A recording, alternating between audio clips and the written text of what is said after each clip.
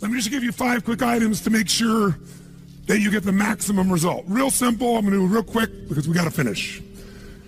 The difference in people, the difference in performance, the difference in the final result, the outcome, is it usually dependent upon skill? Is that what makes one person better than another, yes or no? How many have seen someone with unbelievable innate skill get wiped out by an athlete, a person, a business individual who clearly had less skill? How many have seen this happen? Say aye. It's our ability to maximize. We said on day 1, leaders are what transform organizations.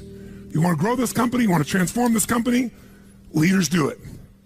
A leader doesn't mean everybody else follows you. It just means that you have a higher what? A higher standard than anybody else does. What'll make you the leader is when you have a higher expectation, not of other people. Anybody can do that. Of whom? Of yourself. So if you want to know what does it take to take things to the highest level, what's going to take to change my business permanently, not temporary, you can go home and you can install some of these strategies, skills, tactics, tools, insights, and see a significant change. But if that change is going to be a lasting company of value that keeps growing, then the things you've learned here have to become the standard for your organization, not something you did for a period of time. Whenever you look at somebody and say, why are they more successful than anybody else? It's always because of step 1, they've raised their standard. If you go back home and you want to change your life in any way, personally, professionally, or your company, as boring as it sounds, as stupid as it ain't it sounds, you might say, I spent all this time, this energy, this money, and you're going to tell me to raise my standards? Yes. Because even though that's not sexy, it is the only thing that creates lasting change. You can go on a diet and you can lose weight, but what will that person eventually do? They'll go where? Back, unless they raise their standard. Now that sounds so trite and stupid and positive thinky or old school, but the truth is it's the truth. So maybe I can language it in a way that's more compelling to you or more simple. What does it mean when we say raise our standards? It means you turn your shoulds into musts. The difference in people is that they turn their shoulds into musts. The things that you used to say I should do, you do your shoulds when it's convenient, when it's comfortable, when it goes your way. But when something is a must, not to other people, but a must to you, do you find the way to get it done, yes or no? So the difference in people is what's their must, or another word for that is what's their standard. Every person in this room right now, our bodies are a reflection of our physical standards. They are not a reflection of our desires.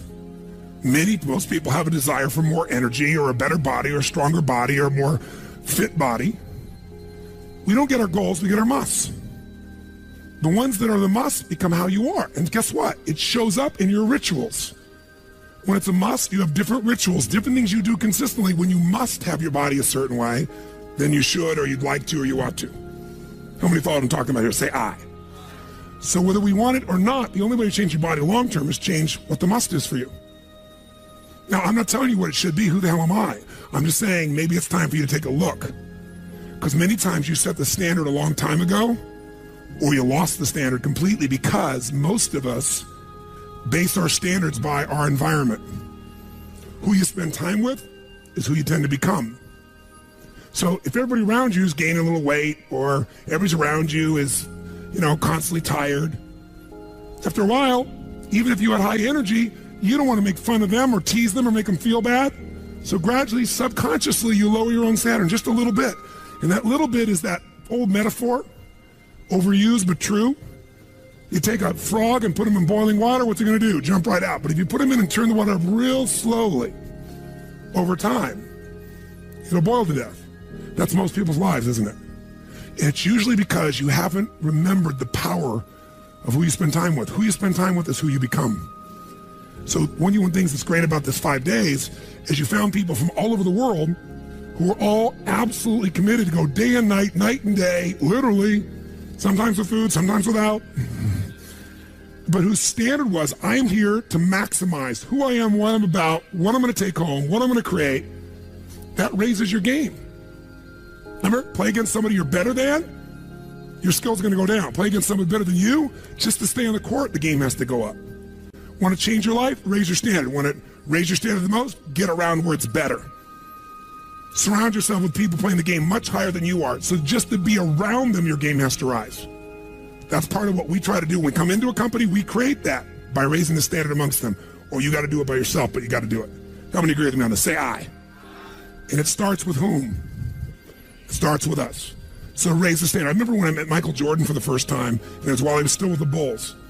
And I asked him, I got a chance to do some coaching, a bunch of people, and I think I introduced him because of this. And I said, Michael, I said, how is it you do this? I mean, you're the best that's ever lived at this stage. Got to ask the same question of Wayne Gretzky. And interesting, Wayne Gretzky, I had read someplace and he gave me the same answer. I asked him the same thing. You're not the fastest. You're not the strongest. You're not, you don't, how is it you're the great one when you're not the fastest, the strongest, the quickest? And he said, well, Tony, I appreciate the compliment, but he said, I think one of my advantages is most people skate to where the puck is, and I skate to where the puck is going. The power of what? Anticipation. He knows the pattern. With Jordan, his standard was, I asked him, he said, Tony, everybody, I said, what makes you the best? Is it natural ability? Is it talent? Is it skill? Is it God-given? Is it strategy? What is it? He said, Tony, I think I can say this to you without it sounding like hyperbole.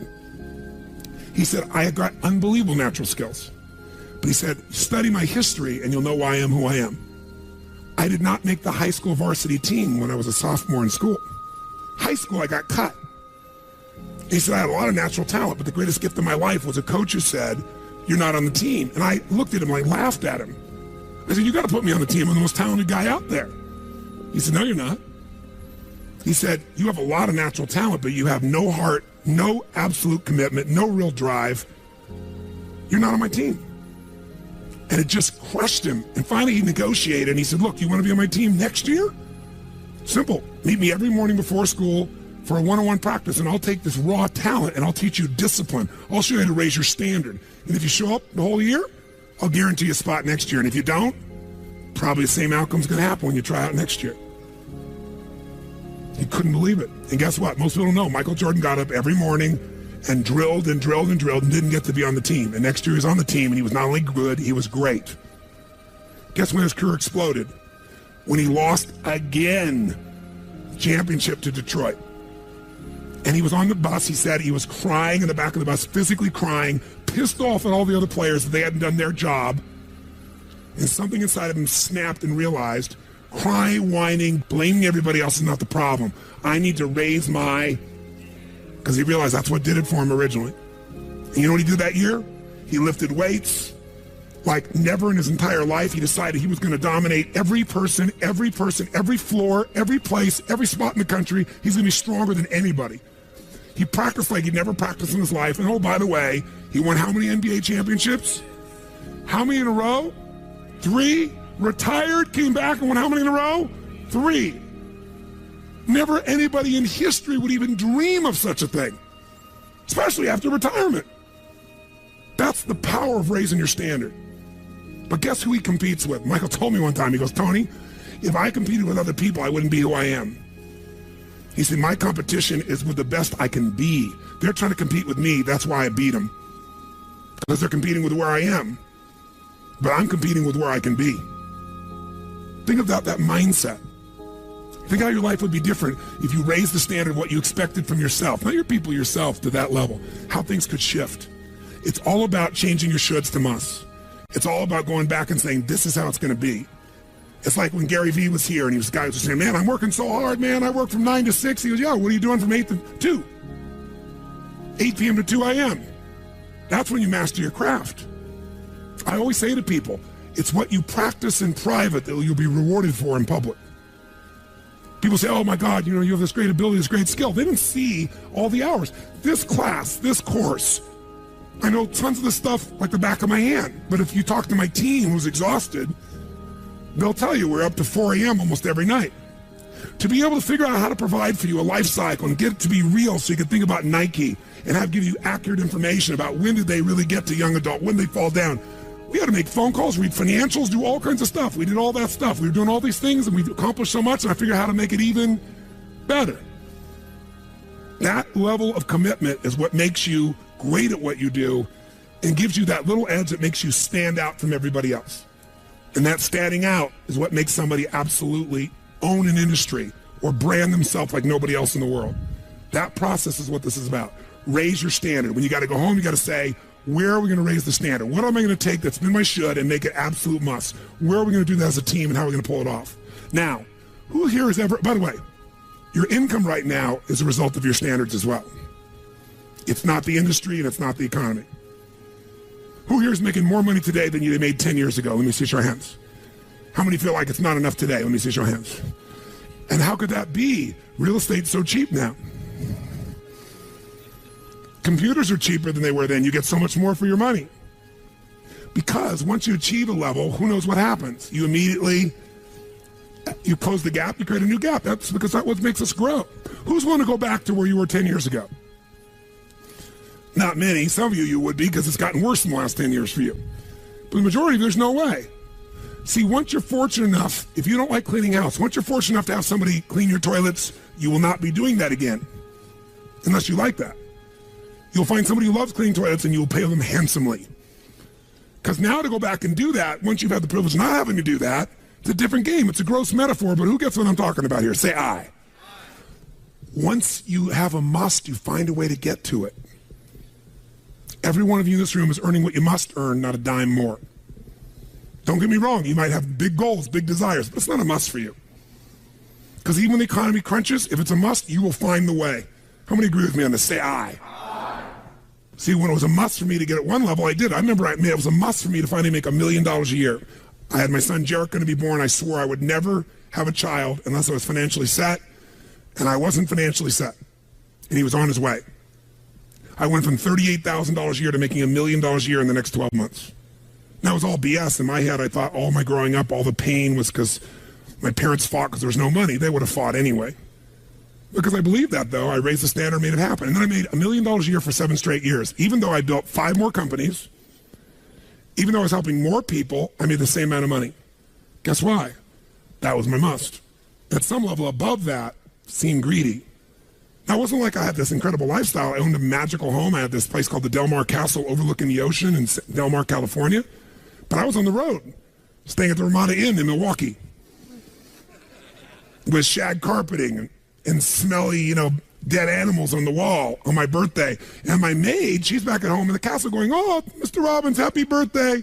Oh, I can't help thanking you. It's so wonderful. Oh, Mr. Robbins, it's so beautiful here. I was sitting out in the jacuzzi overlooking the ocean. Oh, yes. Oh, I've lost 22 pounds. I can't tell you. It's been so amazing. I get on your Stairmaster and I watch Oprah. I love your gym, Mr. Robbins." And I'm thinking, she's got a multi-million-dollar lifestyle. How many can relate to this in some way, right? So I went from 38,000 to $1 million, so I changed my income. It became an absolute what? It was nothing about money. It was about growing. Because I knew to make more, I'd have to help more people. I'd have to expand. And I came with this goal. I wanted to feed all the people in San Diego that were homeless. First, my goal was 1/3 of the homeless people. And then my goal was everybody. I said, if I can go from 38,000 to $1 million, I should be able to go from $1 million to $3 million in 3 years. And I did it in 12 months. I found the why. I found the reasons. I got a different RPM. But it became a must for me, not a should. You're meeting your must, my friends. Maybe it's time to change your must. Some people's must is to survive. Some people's must is to be okay. Some people's must is to have freedom. Some people's must is to have more than they could possibly spend. Some people's must is take care of everybody around them. Whatever your must is, you're going to get it. When you leave here, get clear on your must. Or raise your what? Step 2, real fast. I'm going to do it real fast. Who here's ever raised the standard and you get out there and you go, I'm going to go do this. And I'm committed. I'm going to change this. I'm going to make that happen. I'm going to lose 50 pounds. I'm going to take my company to the next level. And you're all excited. And then all of a sudden this voice in your head goes, who are you kidding? Who's ever had one of these? Raise your hand. Say I. So once you raise your standard, you got to get certainty behind it. You can sustain it. And that means you got to change your limiting beliefs. You got to change your limiting beliefs. And who has limiting beliefs, by the way? Who? Everyone does. So you got to become aware of it and you got to destroy it. Now, how to do that? Honestly, if you've been to the UPW, you know how. If you haven't, come to join me in San Jose or someplace else. And who has limiting beliefs, by the way? Who? Everyone does. So you got to become aware of it and you got to destroy it. Now, how to do that? Honestly, if you've been to the UPW, you know how. If you haven't, come to join me in San Jose or someplace else and come through the experience. when you change your limiting belief, everything changes. Because as you believe, so is it done unto you. If you believe you're right, or you believe you're wrong, you're right. Because whatever you're certain about, you find a way to support it. I always teach people to exercise. Try this. And if you know it, do it fresh. Look in this room real fast for everything that's brown in this room. I'm going to give you a test. What's brown? Quick, look for brown, look for brown, look for brown. Brown hair, brown clothing, brown. Close your eyes. Tell me everything you saw in this room that's red. Raise your hand if you see more brown in your head than red and say I. Open your eyes. Now look for red. Look for red. Look for red. Look for red. Look for red. Look for red. Look everywhere for red. Look for red. Raise your hand if you found more red this time. Raise your hand. Say I. Why? Because you're looking for it. Because whatever you focus on, you'll find. In fact, you'll find stuff that's not there. How many saw beige, called it brown just to feel successful? How many saw burgundy, called it red just to feel successful? See, once you believe something is a certain way, out of your need for certainty, you'll change things to meet that belief. Let me show you in 2 seconds flat why the rich get richer and the poor get poorer. I call it the success cycle, real fast. Draw yourself 4 squares, put them up on the screen here. You'll see, as I do this, take a quick look, you'll notice you've got the word potential up in the left-hand square. Up in the right-hand square is the word action. Bottom right is the word results. Bottom left is the word belief, or another word for that would be a sense of certainty. Potential, action, belief, results. And notice there's arrows in a clockwise fashion where they just keep feeding each other over and over and over again. So again, it's potential, action, results, belief, or another word for that would be certainty. Now, do you ever notice how rich people tend to get richer and poor people to get poorer? And I don't just mean rich in financial terms. I mean people that are rich emotionally. Do you ever notice how happy people tend to get happier? And depressed people tend to get more depressed? How many have found this to be true? Say I. It's because the power of momentum and what I'm about to show you. So let me show you something here. What's the potential of any human being? You tell me, quick. Unlimited. Do most people's results reflect that true potential? Yes or no? No way. Why? Because most people aren't taking enough what? But is it possible to take a lot of action and still get lousy results? What if you got a salesman that works for you and they walk out and they knock on 100 doors and they say, you wouldn't want to buy anything from me, would you? Or they don't say that verbally, but they say it non-verbally. Is that going to affect their results? Yes or no? So it's not enough even to take enough action, because when we believe it's not going to work or we're uncertain, does that affect how much of our potential we tap? Yes or no?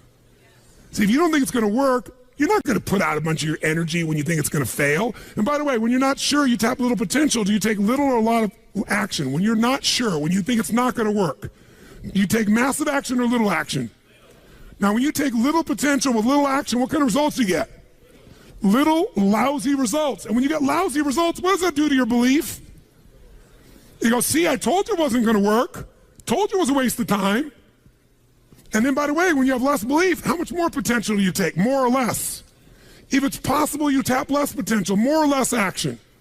Less. And what happens to your results? They get even what? And now they got worse results. What does that do to your belief? And by the way, now you see the current economy. Isn't it true? Everybody out there is going, oh my God, the results are so bad, it's going to get worse in the future, so I better pull in my horns, there's less potential, so I'm not going to push as hard. I'm not going to take much action. Oh my God, I'm getting lousy results with little potential of action. Oh my God, it's going to get worse. That's what creates a recession, depression, whatever you want to call it. How do you change that? By the way, can it work the opposite direction? What would happen if something inside you gave you so much certainty inside of you that you felt absolutely certain that recession was your friend, that the worst economy for you was the greatest time on earth, that all you had to do was manage your state and apply your fundamentals and immerse, stay coached so you don't get off target, keep taking action, and you could own your business and you go to other people's businesses? How many believe that, by the way? Now say I. When you have that kind of certainty, are you going to use more of your potential when you go home or less? Which one, my friends? Are you going to take less or more action? When you are certain and you use lots of your potential with massive action, what kind of results do you get? Massive action gets massive results. What kind of belief do you get now when you get better results? You go home, you use your core story. You go home and you take one of these techniques, you get a different response. You go home and you stimulate a new source of profit or income. You go home and you add a service. You go home and do anything. And it works. Your brain goes, yeah, it works. Now, by the way, at Home X, we went in there. Thank God we went in there because they took our stuff and it looked like it wasn't working. Do you remember that? Yes. Because some people there didn't want the change to happen. So we had to dig in and find out it was working. We knew you can't take action. You can't sow that seed and reap nothing. So we uncovered what was really going on. You're going to have to watch for the same thing, depending upon the size of your organization. But bottom line, when you get great results, belief gets stronger. Now you're totally certain. Are you going to use more or less potential, my friends? Which one? More. You're going to take even more what? Going to even greater what? Even more certainty. And now what happens to your business? Boom, boom, boom, boom, boom, boom, boom. And now you have a different momentum. And so your economy does not have to reflect the economy. You get to create your economy. You get to decide whether you freeze to death or ski or snowboard. It's winter, but you can have the best time of your life. It could be a sunny, beautiful, magical time. But what you got to do is you got to manage this process. In order to do it, you got to change your limiting beliefs. And this week has been about doing that by giving you so many tools and examples that you'll be immersed.